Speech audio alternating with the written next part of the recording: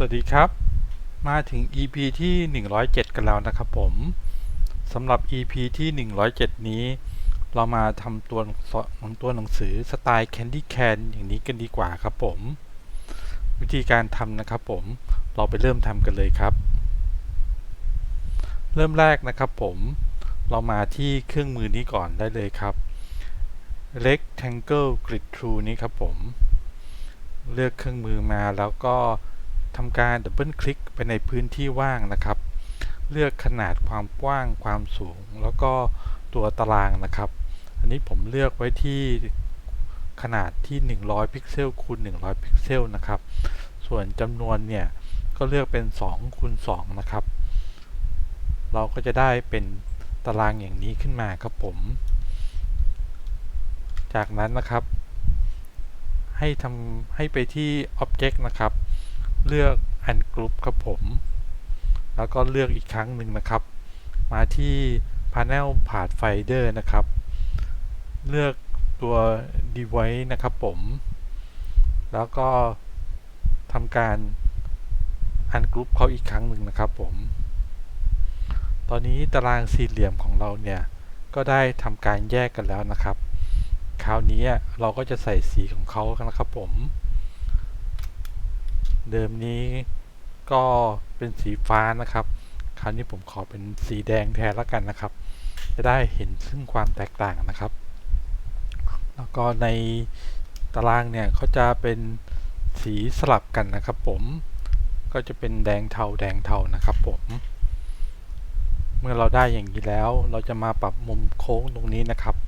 เรามาที่ลูกศรสีขาวนะครับ Direct Selection Tool นี้นะครับผมทำการเลือกมุมของทั้ง4นี้นะครับแล้ว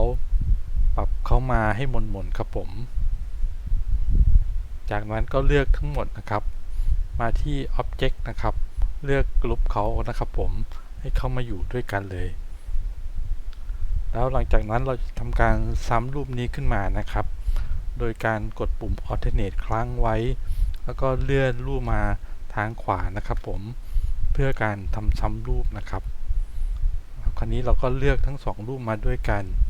มาที่ Object อีกครั้งหนึ่งมาที่ Blend นะครับเลือก Make นะครับให้เขาเบรนเข้าหากันนะครับผมตอนนี้เขาก็จะเริ่มเบรนเข้าหากันแล้วนะครับถ้างั้นเรามาที่ Object อีกครั้งหนึ่งนะครับมาที่ Blend นะครับมาที่ Blend Option นะครับเลือกสักประมาณ20ก่อนนะครับผมโอเคครับตอนนี้เรายังมองไม่เห็นนะครับว่าเดี๋ยวเขาจะหน้าตาเป็นยังไงนะครับผมเราจะมาทำการวาดไม้เท้านะครับเพราะ Candy Can เนี่ยก็คือลูกอมไม้กวาดนะครับ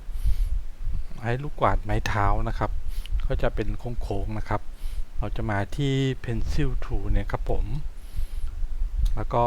วาดให้มาเป็นโค้งๆเลยครับเดี๋ยวนี้ผมทำซ้ำไปก่อนเราเลือกนี้นะครับผมมาที่ Object นะครับแล้วที่มาที่ Blend มาที่ Replace Spline นะครับแล้วก็จะมาที่ Object อีกครั้งหนึ่งนะครับมาที่ Blend นะครับเลือก Blend Option อันนี้มันปรับค่าเป็นแค่20มันก็เลยจะเห็นเป็นชั้นๆนะครับเราปรับเป็นสัก200นะครับมันก็จะเป็นสมูทขึ้นนะครับ300ไปเลยแล้วกันครับนี่ครับผมนอกจากทำเป็นไม้เท้าอย่างนี้เนี่ยเราก็อาจจะทำเป็นรูปอื่นก็ได้นะครับอย่างเช่นตัว S วาดเป็นตัว S อย่างนี้แล้วกันนะครับคราวนี้ก็ทำเหมือนเดิมนะครับเลือกรูปที่เราทำการเบรนไว้แล้วก็เลือกเส้นผ่าที่เราเพิ่งลากขึ้นมาเมื่อกี้นะครับมาที่ Object มาที่ Blend นะครับมาที่ Replace Spline นะครับก็มาที่ Object อีกครั้งหนึ่งมาที่ Blend นะครับมาที่ Blend Option นะครับปรับเป็นที่300นะครับเรียบร้อยนะครับเราก็จะได้ Candy Can ของเราขึ้นมาแล้วนะครับผม